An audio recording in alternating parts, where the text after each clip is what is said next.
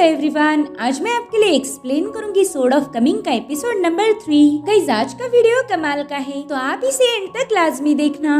जैसा कि last episode में हमने देखा था कि जियोसन फाइनली जिमाओ को अपना मास्टर एक्सेप्ट कर ही लेता है। इधर निंग्याओ ने चेनपिंग को प्रोटेक्ट करने का वादा किया था। साथ ही हमने एक आउटसाइडर इमॉर्टल जू को देखा, जो कि चेनपिंग के दोस्त शियान से ट्रेजर आर्मर खरीदना चाहती थी, जिसमें लू फैमिली का जिंगचुन उसकी मदद करेगा।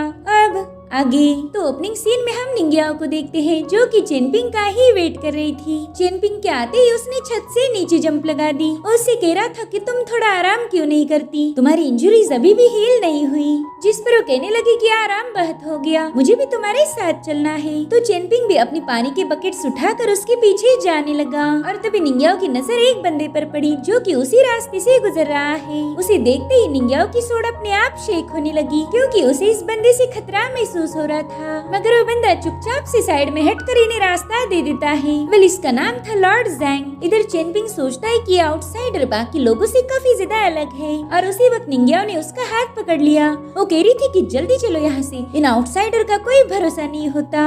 लेकिन चेनपिंग को ऐसा बिल्कुल नहीं लगता। वो कह रहा था ये बंदा तो थोड़ा सा फ्रेंडली लग रहा है, जिस पर वो कहने लगी कि ऐसे ही लोग तो सबसे ज्यादा खतरनाक होते हैं। जब लोग रास्ते से गुजरते हुए चीटी को देखते हैं, तब वो क्या करते हैं बताओ? वो उस पर पाव रख के उसे कुचल देते हैं। जिस पर चेनपिंग इनोसेंटली कहने लगा कि मेरा दोस्त जियोसन चीटियों पर पाव नहीं रखता, बल्कि वो तो उनके घरों में पानी भर देता है। ये सुनकर तो निंग्याओ ने अपना सर ही पकड़ लिया। वो कह रही थी चेनपिंग यार तुम्हारा कुछ नहीं हो सकता। जिस पर चेनपिंग कहने लगा कि मैं आपकी बातों का मतलब समझ चुका हूँ। आप ये कहना चाह रही थी कि आउटसाइडर्स या फिर पावरफुल लोग हमारे जैसे कमजोर लोगों को चीटिया समझकर मसल देते हैं। मगर निंग्याओ, कुछ लोग आप जैसे भी हैं, जो कि हमें मारना नहीं चाहते, बल्कि हमारी लाइफ एंड डेथ को कंट्रोल करना चाहते हैं। लेकिन मैं बताऊं तो वो लॉर्ड इन दोनों कैटेगरीज में नहीं आता, वो सबसे थोड़ा सा डिफरेंट है। जिस पर निंग्याओ कंफ्यूज होकर पूछने लगी कि ये तुम्हें कैसे पता चला कि वो सबसे अलग है। तो चेनपिंग कहता है कि मौत को छूकर वापस आने के बाद मेरा दिमाग भी थोड़ा सा शार्प हो चुका है, मुझ में अच्छे और बुरे को समझने की अकल आ चुकी है। ये सारी बातें सुनकर निंग्याओ को हंसी आ गई। वही दूसरी तरफ हम सेंट जीशांग को देखते हैं, जो कि गो गेम खेलने में बिजी थे। वहाँ पर उनका एक सर्वेंट झाड़ू मारते हुए अचानक से रुक गया। वो कह रहा था सीनियर, आज हवाएं कुछ अजीब सी ही हरकतें करने लगी है, मानो यहाँ पर कुछ गड़बड़ी होगी। इधर सेंट जीशांग भी देखते हैं कि उनके गो गेम वाली सारे स्टोन्स डिसॉल्व होकर वैनिश हो गए। उन्हें भी ये बात समझ आ गई थी कि कोई तो मसला होने ही वाला है, लेकिन वो दोबारा से अपने गेम की शुरुआत करते हैं। वही दूसरी तरफ हम लॉर्ड जैंग को देखते हैं, जो कि सीधा सोंग जिनशिन के घर में घुस गया था। सोंग जिनशिन उसे हैरान होकर पूछने लगा कि आप कौन हो और मेरे घर में बिना इजाजत पाव कैसे रखा? जिस पर लॉर्ड जैंग कह रहा था कि कई सालों से तुम अकेले रहते आए हो, लेकिन इसे भी तुम एक तरह की ट्रेनिंग ही समझ सकते हो। अकेला रहना सबसे ज्यादा मुश्किल है, और अकेले रह के ही हम मुश्किल हालातों में सरवाइव करना सीख जाते हैं। मगर सोंग जिनशिन को उसकी कोई बात समझ नहीं आ रही थी। वो बंदा कहता है चलो जल्दी से अपने बैग्स पैक करके रखो, मगर विलेज छोड़ने से पहले तुम्हें मेरे साथ कॉरिडोर ब्रिज पर आना होगा। जिस पर सोंग जिनशिन कहने लगा कि पहली बात तो ये है कि मैं तुम्हें नहीं जानता, और दूसरी बात ये कि मैं अनजान लोगों के ऑर्डर्स को फॉलो नहीं करता, ये मेरे उसूलों के खिलाफ है। जिस पर लॉर्ड जैंग कहने लगा कि तुम्हें मेरे सामने अपने उसूलों को रिलैक्स करना ही होगा, क्योंकि मैं ग्रेट ली डायनेस्टी का लॉर्ड हूँ और साथ ही तुम्हारा अंकल भी। ये सुनकर तो सोंग जिनशिन शॉक हो गया था। अब वो बंदा बड़े ही आराम से चेयर पर बैठ जाता है। वो कह रहा था कि तुम मुझे अपोज करने का सोचना भी मत, क्योंकि मैं मार्शल आर्ट में सबका बाप हूँ। वही दूसरी तरफ हम देखते हैं कि चेनपिंग निंग्याओ को लेकर एंशिएंट वेल पर पहुंच चुका है, और थोड़ी देर में पानी भरने के लिए वहाँ पर लोगों की लाइन लग गई। उसी वक्त एक मिडिल एज्ड औरत उस लाइन में घुसने की कोशिश करती है, मगर बाकी के लोगों ने उसे बाहर निकाल दिया, और इसका सारा ब्लेम वो बेचारे चेनपिंग पर डाल रही थी। वो कहती कि इसकी शक्ल देखने से ही मेरा पूरा दिन खराब हो जाता है। और तभी जिगुई वहाँ पर पहुँच गई। वो चेनपिंग को अपने बकेट्स भरने के लिए बता रही थी। अब चेनपिंग की आदत नहीं कि वो किसी को मना करे, लेकिन ये सब देखकर वो औरत काफी ज्यादा भड़क गई। वो जिगुई को 4 बातें सुनाने लगती है।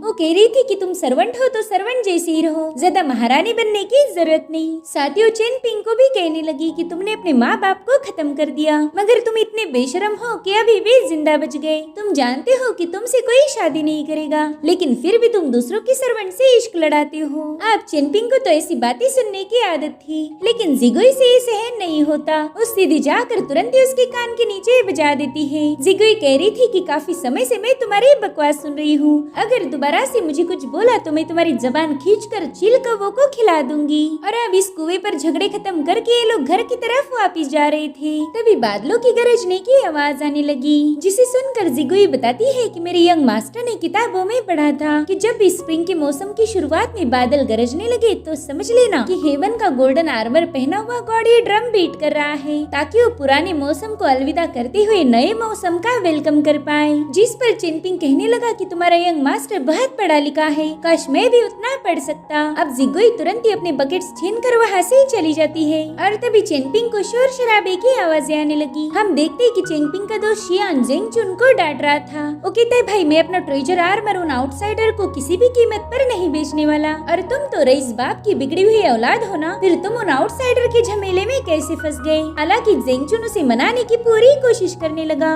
लेकिन शियान कहता है भाई वो ट्रेजर आर्मर मेरी फैमिली का पुश्तैनी ट्रेजर है, जिसे मैं तो बिल्कुल भी नहीं बेच सकता। तो जेंगचुन कहने लगा भाई प्लीज मान जाओ ना, देखो वो लोग तुम्हें 150 गोल्ड कॉइन्स देंगे। अच्छा चलो 200 ले लो यार, इतने पैसों में तो तुम फॉर्चून वैली के आधे घर खरीद सकते हो। उसकी बातें सुनकर शियान भी थोड़ा सा सोच में पड़ जाता है और तभी वहाँ मौजूद लोग कहने लगे कि जेंगचुन आपको ये क्या हो गया, आप किसी के सामने इतना कैसे गिर सकते हो। इधर शियान भी जोर जोर से हंसने लगा। वो कहता है देखो भाई लोग, आज तक इस बंदे ने मुझे चैन की सांस नहीं लेने दी, लेकिन आज उन आउटसाइडर ने इसे इतना मजबूर किया कि ये मेरे सामने रिक्वेस्ट कर रहा है। यार ये तो रो रहा है। देख भाई रोने का काम तो लड़कियां करती है और मुझे रोना धोना बिल्कुल भी पसंद नहीं। आप जेंगचुन की हरकतें देखकर वहाँ मौजूद सभी लोग उसका मजाक उड़ाने लगते हैं, मगर जेंगचुन को तो बस अपने छोटे भाई की फिक्र हो रही थी। उसे विजन्स आते ही कि कैसे इमॉर्टल ज़ू के सर्वेंट मार मार के उसकी जान ले लेंगे, और वो अपने छोटे भाई को बिल्कुल भी ऐसे मरने नहीं देना चाहता था, जिस वजह से मायूस होकर सीधा घुटने पर आ जाता है, जो देखकर सभी लोग शॉक हो गए। और रोते हुए शियान से कहने लगा कि भाई मैं तेरे से भीख मांगता हूँ, प्लीज वो आर्मर ट्रेजर उन आउटसाइडर को बेच दे। जिस पर शियान कहते भाई प्लीज यार तू पीछे हट के बात कर, मेरे को ऐसा लग रहा है कि तू मुझे किसी कांड में फंसाना चाहता है। जिस पर जेंगचुन कहने लगा कि ऐसी कोई बात नहीं, बस मैं तुमसे रिक्वेस्ट कर रहा हूँ कि वो आर्मर तुम इमॉर्टल ज़ू को सेल करो। जिसके बाद वो माथा पटकते हुए शियान से आज तक उसने जो भी गलतियाँ की है उसके लिए माफी भी मांग रहा था। अब उसकी इसी हालत देखकर शियान को उस पर रहम आ गया। वो जेंगचुन को उठाने के लिए आगे जा ही रहा था कि तभी वहाँ पर चिनपिंग आके उसे रोक लेता है। वो कह रहा था कि जेंगचुन कभी तुम्हारे पाँव में नहीं गिरेगा, ये बात तुम भी अच्छे से जानते हो। मेरे ख्याल से यहाँ पर जरूर कोई ना कोई प्रॉब्लम है। तो शियान भी नीचे बैठकर उससे पूछने लगा कि भाई बताओ ना प्रॉब्लम क्या है, तुम कभी ऐसा बर्ताव नहीं करोगे,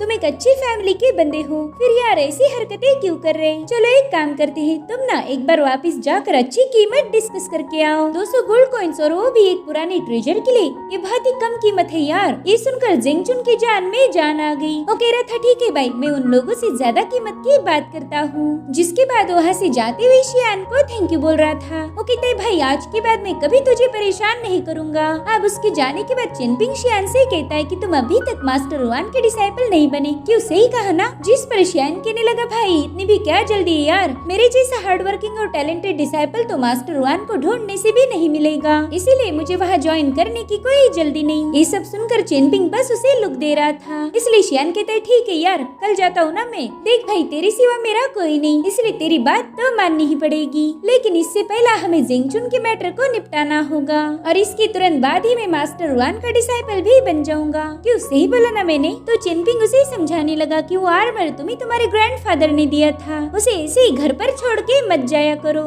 जिस पर वो कहता है कि मैंने वो आर्मर ऐसी जगह छुपाया है कि किसी को लाख कोशिशों के बावजूद भी नहीं मिलेगा। जिसके बाद ये लोग सीधा शियान के घर पहुंच गए और चिनपिंग देखता है कि इस बंदे ने इतना खास ट्रेजर बिस्तर के नीचे छुपाया हुआ था। तभी निंग्याओ की नजर एक पैटर्न पर पड़ गई। वो कह रही थी कि देखो यहाँ पर ऑस्मैंथस प्लांट की डिजाइन है, इसे तो बिल्कुल भी सस्ते में मत बेचना। गाइस ऑस्मैंथस प्लांट के बारे में ऐसी मान्यता थी कि वो इतना ग्रो कर सकता है कि चांद को भी कवर कर दे। ये फ्लावर चांद पर ही ग्रो हुआ था, इसीलिए चाइनीज माइथोलॉजी में इसे काफी ज्यादा महत्व दिया गया। इधर शियान कहता है कि ये डिजाइन तो मुझे बचपन से ही पसंद नहीं, मुझे बिल्कुल नहीं लगता कि ये प्लांट किसी काम का है। जिस पर निंग्याओ कहने लगी कि तुम एक नंबर के बेवकूफ हो, तुम्हें पता ही नहीं कि ये पैटर्न किस मटेरियल से बना हुआ है। जिस पर शियान कह रहा था कि अरे देखो जैसे इस आर्मर पर स्टोन चिपकाए हैं वैसे उस पैटर्न को भी स्टोन से बनाया होगा। ये ट्रेजर आर्मर तो जिगुई के अलावा और किसी को पसंद भी नहीं आता। तो निंग्याओ उसे ताना मारती हुई कहने लगी कि तुम गोल्ड की खान पर रह के भी गरीब रहोगे। ये स्टोन जिन्हें तुम मामूली समझ रहे हो ये स्नेक गॉड मॉल से निकाले गए हैं।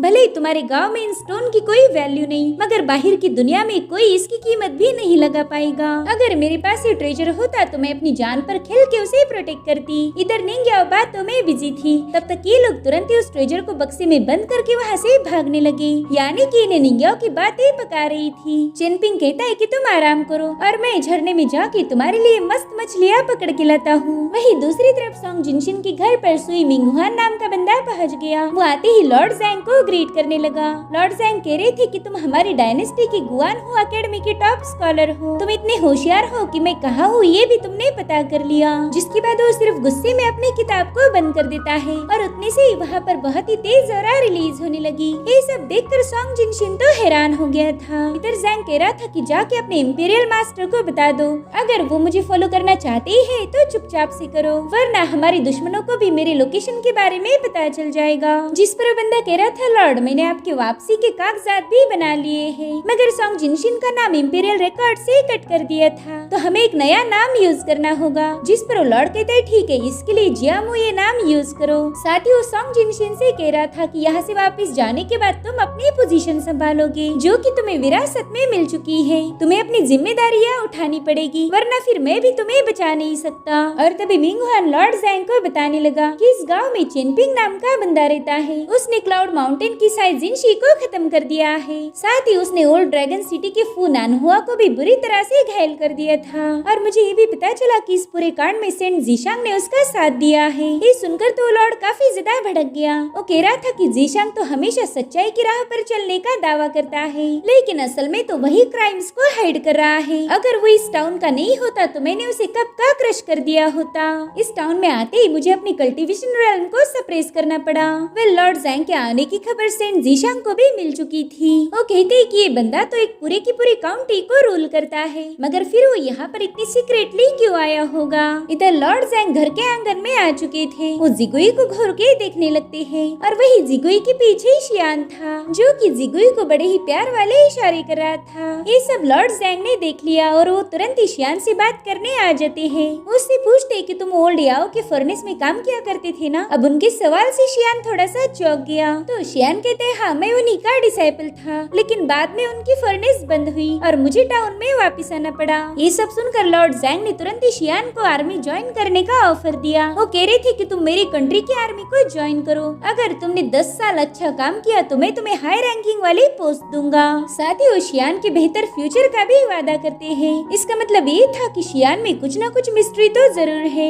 हालांकि शियान उन्हें पोलाइटली मना कर देता है। वो कह रहा था कि मैंने मास्टर वान से उनका डिसाइपल बनने का वादा किया है, इसलिए मैं अपने वादे से नहीं फिर सकता। तो लॉर्ड जैंग ने भी उसकी बात मान ली। उसे और ज्यादा प्रेशराइज नहीं करते। वो कह रही थी कि अगर तुम्हारा इस गाँव से मन भर जाए तो तुम माउंटेन्स में चले आना। वहाँ पर लियो लिंशी नाम का बंदा तुम्हें एक बेटर पोजीशन ऑफर करेगा। उसे बताना कि तुम्हें लॉर्ड जैंग सोंग ने भेजा है। अब जैंग तो घर से बाहर आ गए थे, लेकिन सोंग जिनशिन घर से बाहर जाने में हिचकिचा रहा था। तो जैंग उससे कहते कि मैं तुम्हें स्मॉल टाउन से तुम्हारे अपने घर ले जाना चाहता हूँ, लेकिन तुम तो उसमें भी डर रहे हो। तुम हमारी डायनेस्टी के होने वाले प्रिंस हो और मुझे तुमसे ऐसी उम्मीद बिल्कुल नहीं थी। तो अब वो तुरंत ही जाकर जिगुई को कुछ पैसे दे देता है। वो कह रहा था कि मार्केट में जाकर अपने लिए कुछ अच्छे कपड़े खरीदो, आज के बाद हमें ज्यादा सेविंग करने की जरूरत नहीं। और फिर वो बड़ी हिम्मत करके जैंग को फॉलो करने लगा। उसके जाने के बाद शियान जिगुई से पूछने लगा कि इन दोनों का रिश्ता क्या है। जिस पर जिगुई कहती कि मैं तुम्हारे जैसे कमजोर लोगों से बिल्कुल भी बात करना पसंद नहीं करती। जिगुई मायूस होकर टाउन में आ गई थी और तभी उसके सामने सेंट जीशांग पहुंच जाते हैं। वो कहते जिगुई ये टाउन छोड़ने के बाद तुम बिल्कुल भी अपनी मनमानी नहीं करोगी, तुम बाहर की दुनिया में कोई मसले खड़े नहीं करोगी। और हाँ, ये मेरी धमकी नहीं बल्कि एक रिमाइंडर है, अगर तुमने बाहर जाने के बाद किसी को हर्ट किया तो मैं तुम्हें खत्म कर दूंगा। जिस पर जिगुई कहने लगी कि तुम्हारी जैसे कल्टीवेटर बस दिन भर अच्छा एक ही बातें करते हैं, लेकिन मेरे लिए तुम्हारी बातें खोखली है। तुमने पिछले 3000 सालों से मुझे कन्फाइन किया, मुझे कैद में रखा। तुम्हारी वजह से यहाँ के सारे ट्रू ड्रैगन्स एक मॉन्स्टर में बदल गए और अब तुम ये चाहते हो कि एक मॉन्स्टर बनने के बाद हम इंसानों के साथ अच्छे से रहे। अब जिगुई तो काफी ज्यादा भड़की हुई थी। हम उसकी बॉडी से गोल्डन ऑरा रिलीज होते हुए देख पाते हैं। वो कह रही थी जीशांग तुम एक नंबर के घटिया इंसान हो। पहला तो तुमने मुझे एक मॉन्स्टर बनाया और अब तुम चाहती हो कि मैं किसी को हर्ट ना करूं। फिर वो कहने लगी जीशांग तुम तो खुद को भी कंट्रोल नहीं कर सकते, भला तुम मुझ पर कंट्रोल क्या रखोगे। एक बात कान खोल के सुन लो, तुम मेरा कुछ भी उखाड़ नहीं सकते। अब उसकी बातों से सेन जीशांग भड़क गए थे। उन्होंने तुरंत ही उसे माइंड स्पेस में ट्रैप कर दिया। एक रॉक से बना हुआ हाथ जिगुई को कैप्चर करे हुए था। जीशांग कहते, जिगुई मैं जानता हूँ तुम्हारे दिल में कभी ना खत्म होने वाली नफरत है, मगर मैं कभी किसी पर बेवजह जुल्म नहीं करता और यही बात मैं अपने टीचिंग के जरिए सबको सिखाता आया हूँ। ये सुनकर जिगुई गुस्से में हंसने लगी। वो कहती कि 60 साल बुद्धिस्ट सूत्र, 60 साल टाओइस्ट टालिस्मान्स और 60 साल सोड एनर्जी के ये सारे तरीके अपना कर तुमने मुझे 3000 सालों से टॉर्मेंट किया है, मुझे सुकून से रहने भी नहीं दिया। लेकिन तुम्हारी इस टीचिंग का कोई फायदा नहीं हुआ, तुम्हारी सारी टीचिंग बेकार है। जिस पर सेंट जीशांग कह रहे थे कि भले ही तुम्हें मेरी टीचिंग में प्रॉब्लम नजर आती है, मगर तुम्हें किसी का एहसान कैसे चुकाया जाए इसकी ट्रेनिंग देना जरूरी था। जिसके बाद हमें वही 3000 साल पुराना ड्रैगन दिखाया गया जिसे एक महान वॉरियर ने खत्म किया था। भले उस ड्रैगन की बॉडी डिस्ट्रॉय हो गई, मगर उसने मरने से पहले एक ह्यूमन फॉर्म में जन्म लिया और वो इसी स्मॉल टाउन में आकर गिर गई थी। गाइस, यहाँ पर हमें एक शॉकिंग बात पता चल गई। जिगुई जिसे हर कोई एक सर्वेंट के ताना मारता था,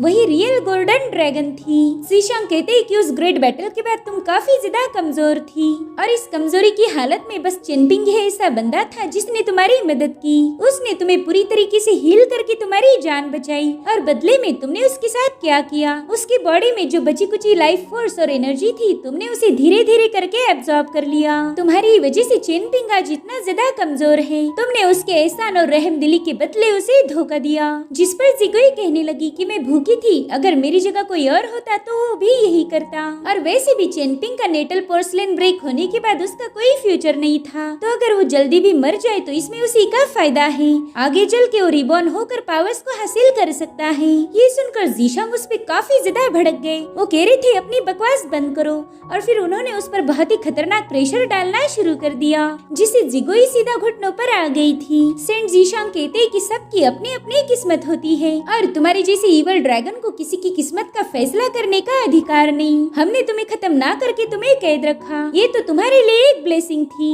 और अब उन्होंने पावरफुल फॉर्मेशन क्रिएट करके उस पे और ज्यादा प्रेशर डालना शुरू कर दिया।